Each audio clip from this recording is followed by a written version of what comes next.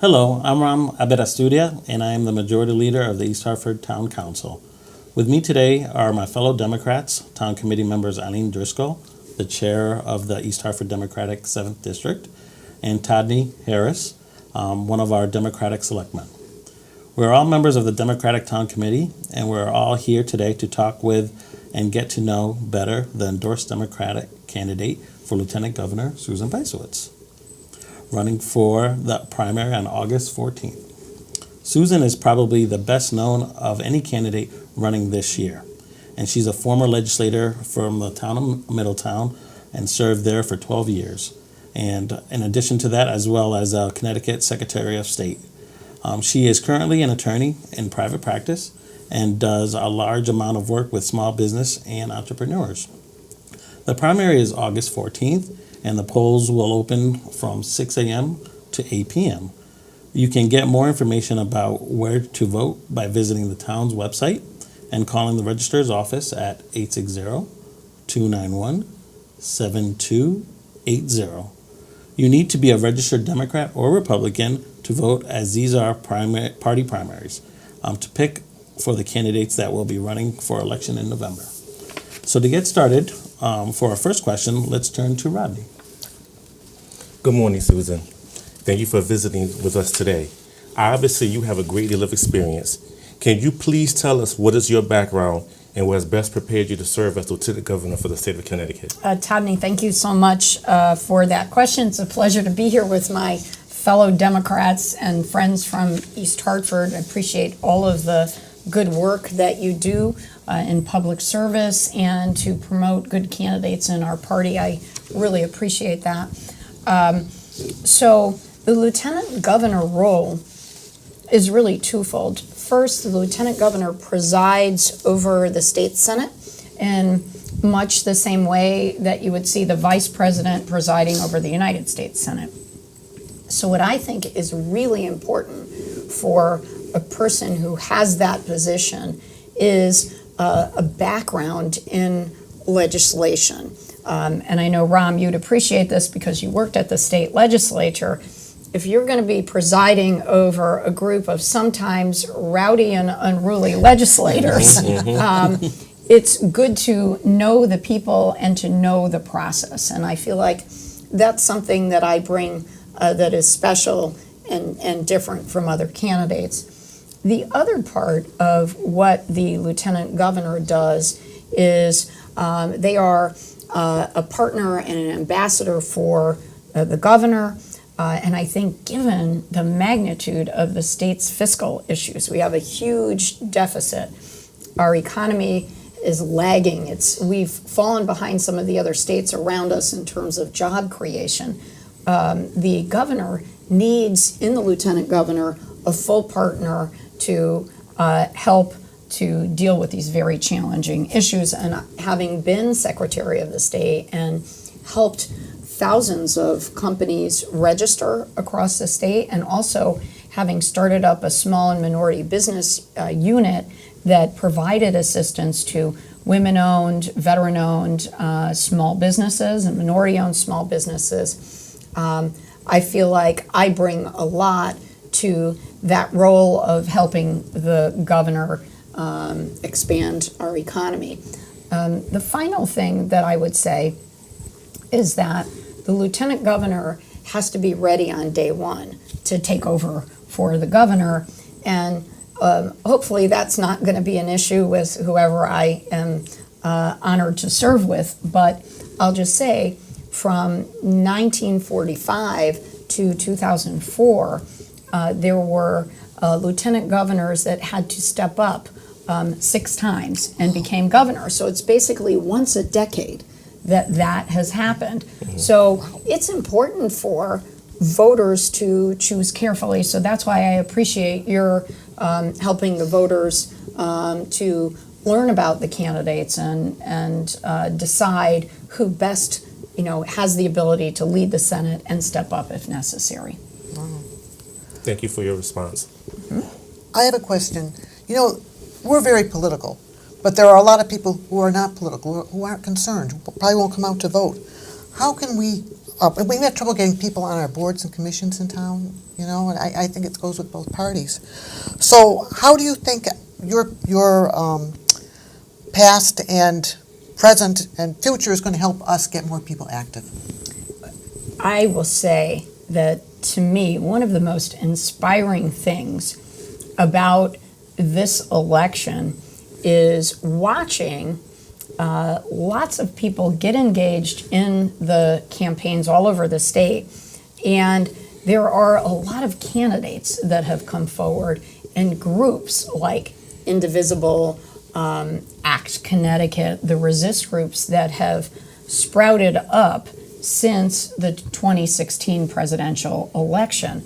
And what's exciting is in nearly every legislative race across the state, there are new people that have come forward. And when I was Secretary of the State, speaking to your participation issue, oftentimes there would never be someone to run against an incumbent. And this year is different in that almost every race is contested, and there are a myriad of primaries. So I want the voters of East Hartford to know this is a critical election because we have primaries for governor, for lieutenant governor, for attorney general, for treasurer. And these are very important positions to families in Connecticut, particularly since there are some policies that are not family friendly that are coming out of Washington, D.C. So I tell people all the time, if you are concerned about the Supreme Court rulings, things that the president is doing that you don't agree with, things that you disagree with that the United States Congress is doing, the best line of defense, the firewall, are the people that you send to Hartford. So I'm so glad that people are paying attention, that there are a lot of candidates, and that are people involved. I will say it's a challenge to remind people that we have this primary coming up on August 14th. Todney? Well, I am a working class individual. I belong to that sector, and my main concern is, as well as others, of course, is the economy. And you briefly touched upon that in your previous statement.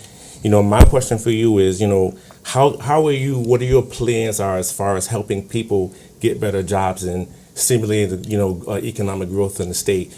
Because it's a huge concern, especially for the young people who are, leaving colleges or universities and they're looking to enter the workforce. So, I would really like to, for you to respond to that. Absolutely, and you've actually gotten to the crux of why I'm running. I have 4 children. They are, 3 children. It seems like 4 at times. So they're 26, they're 24, and they're 22. And we have a challenge to keep young people in the state. Mm-hmm. And our oldest 2 daughters went to college in Connecticut, but they found the best paying jobs in New York when they finished. Our son, fortunately, has graduated and is here in Connecticut, and we're happy about that. But as governor, I'm going to get up every day and think, how do I get Ava and Lena back to Connecticut? And here's how I think we do it. It's the 3 E's that I like to say. It's how can we stimulate economic growth? And I think we do that in a couple of ways. We just have to make sure that we have a budget that's fair, that's balanced, and that's done on time. Mm-hmm. Because if we don't do that, companies from out of state who might be thinking about coming here are not going to want to come to a state if we can't get the basic work of government done. Second, we have to start investing in our infrastructure. And I think folks in East Hartford know better than most the issues with 84 and 91 and the congestion and the need for more public transportation. And we have just lagged behind many other states. U.S. News and World Report said we were number 41 in terms of infrastructure. So Ned Lamont and I want to make Connecticut a place we're in the top 10, not in the bottom 10. So that means we got to be investing in fixing our roads and bridges, investing in rail, investing in deep water ports so we can get some of the trucks off the highway. And if we do that, that will create thousands of good paying construction jobs. It'll also stimulate economic growth. So that's the first E, the economy. The second big one, which is hand in hand with economic growth, is investment in education. Yes, ma'am. Because, I think your question was getting at, what about all those young people that are graduating from our technical high schools, our community colleges, our state colleges and universities, or Goodwin College?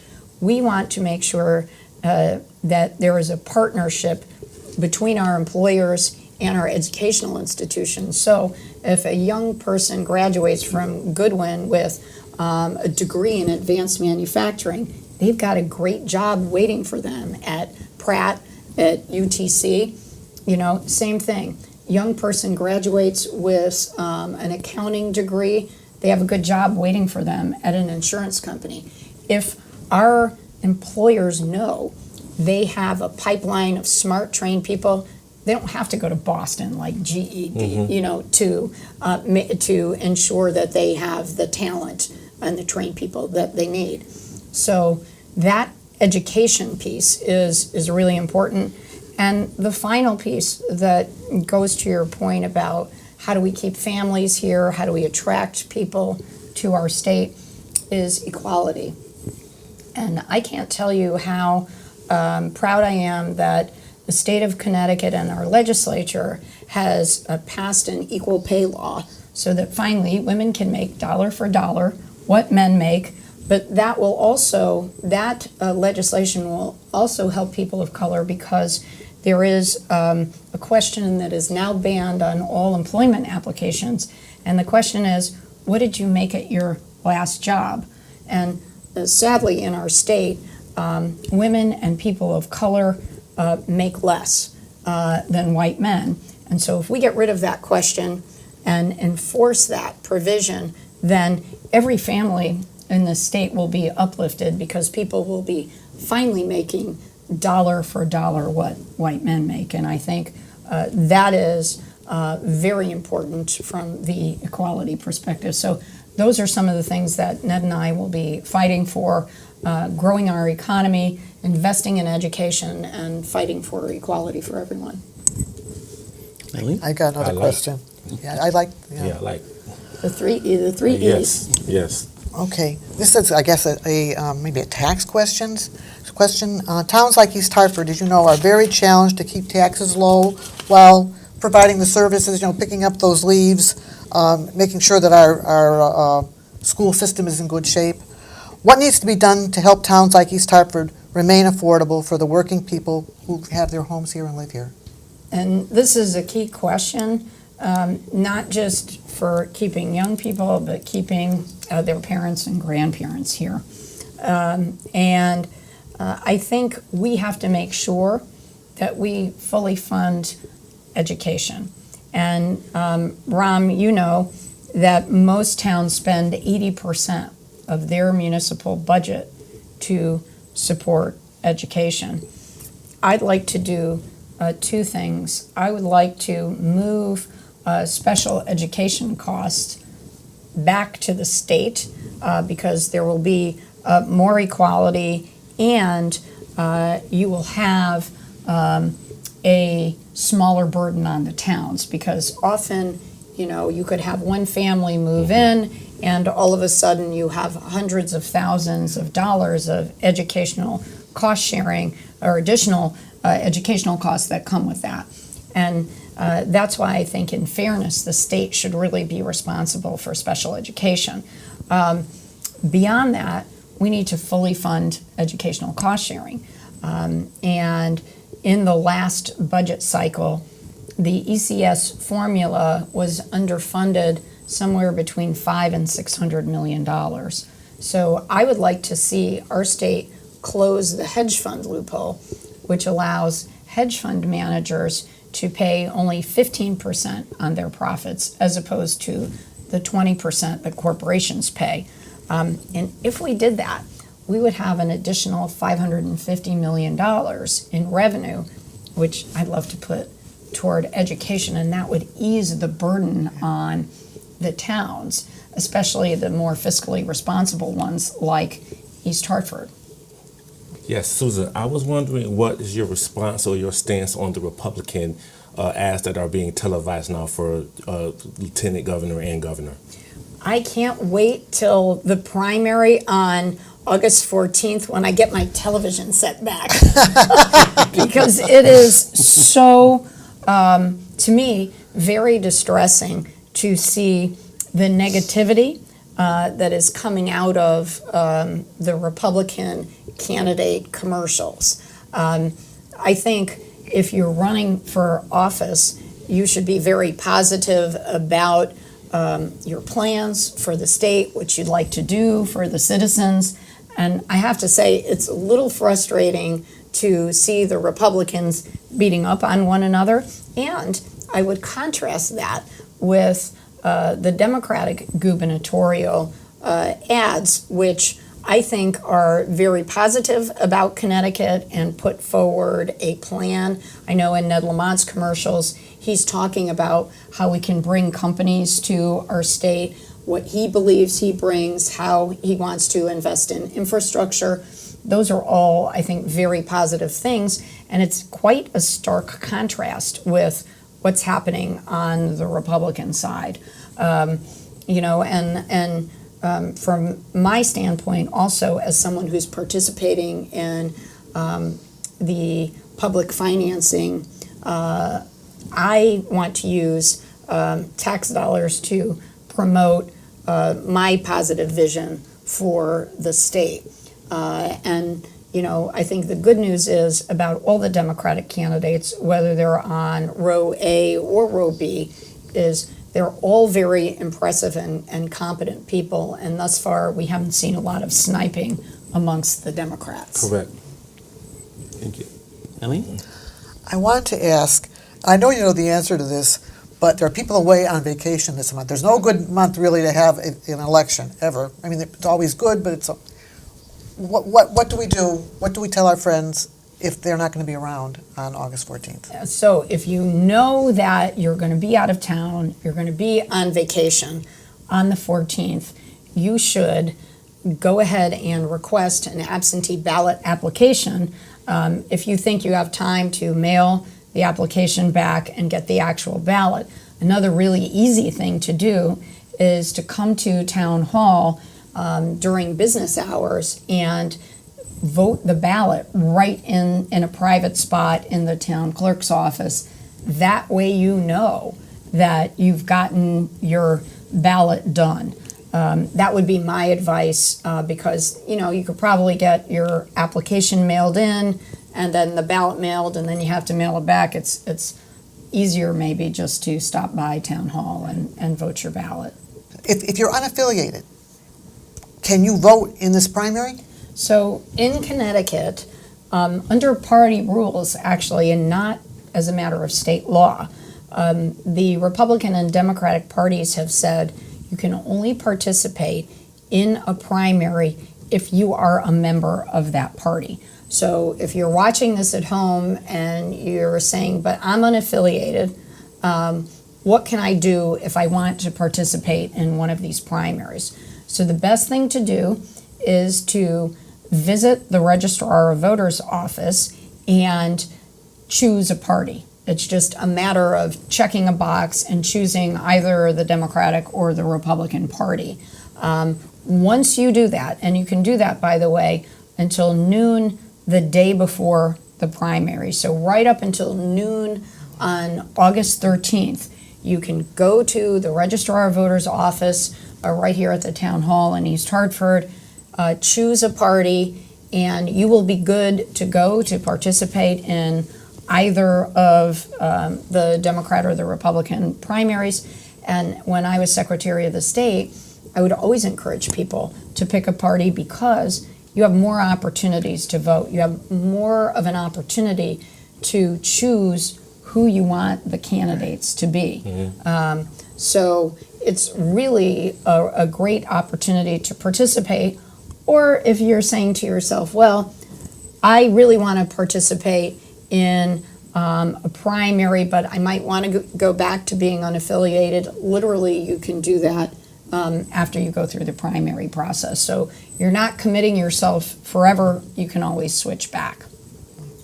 Well, we have a little extra time, Susan, and we were wondering if you wanted to say any last closing comments before we close out the show today.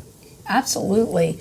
I think that this is a very important election for our state.